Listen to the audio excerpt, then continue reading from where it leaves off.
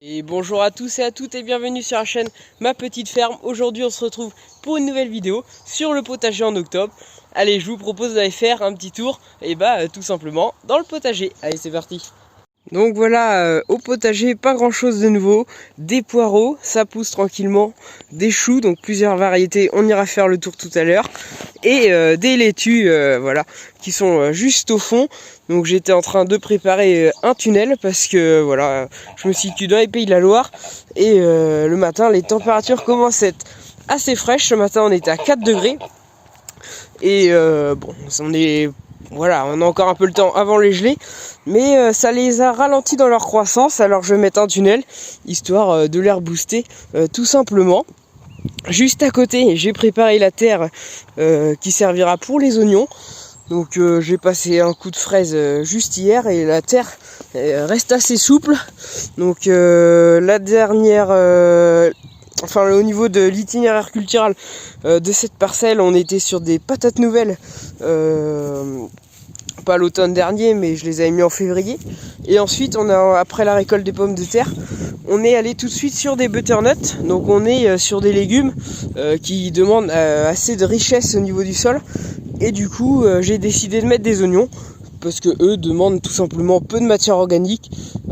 Et voilà, du coup, la terre là qui est assez épuisée, va accueillir les oignons qui demandent pas grand chose en matière organique. Maintenant je vais vous montrer les choux, vous allez voir, ça pousse tranquillement. Donc voilà les choux, donc les premiers choux qu'on a plantés, donc c'est des choux pommes. J'avais paillé tout autour des plants, donc on voit la paille qui est juste ici. Bon, ça a limité un peu les mauvaises herbes, il y en a un petit peu, mais ça les gêne pas dans leur croissance. Là on a les secondes plantations de choux-pommes, ça va venir tranquillement aussi, ça va permettre d'échelonner les récoltes. Là on a une autre variété de choux-pommes, des choux-pommes frisés cette fois. À côté c'est pareil, ça permet d'échelonner les récoltes. Et ici on a tous les choux-fleurs, donc ça pousse tranquillement. On peut voir qu'à l'intérieur le cœur commence à se former, donc faut les laisser pousser tranquillement. Les poireaux, c'est la première fois que je fais ça, c'est un test, on verra bien, pour l'instant ça a l'air de bien se passer. Et là on est sur les choux fourragers, donc les choux-feuilles. Je sais pas si vous vous souvenez, mais dans ma vidéo précédente, j'avais fait un test. J'avais fait le choix de buter ces deux lignes ici de choux fourragers et de laisser à plat ces choux-là. Bon, on voit déjà une différence au niveau de l'enherbement. Les choux que j'avais butés sont beaucoup moins enherbés, tout simplement parce qu'ils ont poussé plus rapidement, ils ont pris plus d'ampleur et ça a permis que les mauvaises herbes ne voient pas le jour, tout simplement, et du coup de limiter les mauvaises herbes. Alors qu'ici on voit, j'ai fait exprès de pas désherber pour vous montrer, la parcelle est un peu plus sale. Mais bon, c'est pas grave, je passerai un petit coup de binette la semaine prochaine, ça va pas être méchant. J'avais fait un semis d'épinards aussi juste à côté. Voilà, je sais pas ce que ça va donner, on verra bien. On va laisser pousser ça tranquillement.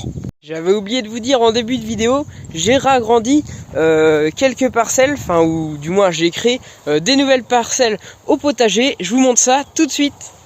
Et voilà, il y a du changement dans cette zone du potager. Donc j'ai ragrandi cette parcelle là. Donc il y a 5 mètres de large par 10 mètres de long, ça représente 50 mètres carrés. J'ai fait un petit carré là aussi, je sais pas du tout combien ça représente. J'ai pas pris les mesures, mais bon, il y a au moins peut-être bien au moins 10 mètres carrés je pense. Donc voilà concernant les ragrandissements. Sinon je suis allé chercher du fumier de bovin, donc que je stocke juste ici, et du fumier de cheval que je stocke sous le sapin. Voilà, on a de quoi bien préparer les terres pour le printemps prochain. Et voilà les amis, c'est déjà la fin de cette vidéo. Si cette vidéo vous a plu, n'hésitez pas à liker et vous abonner à la chaîne. Et moi je vous souhaite une bonne fin de journée et je vous dis à la prochaine vidéo. Allez, ciao ciao.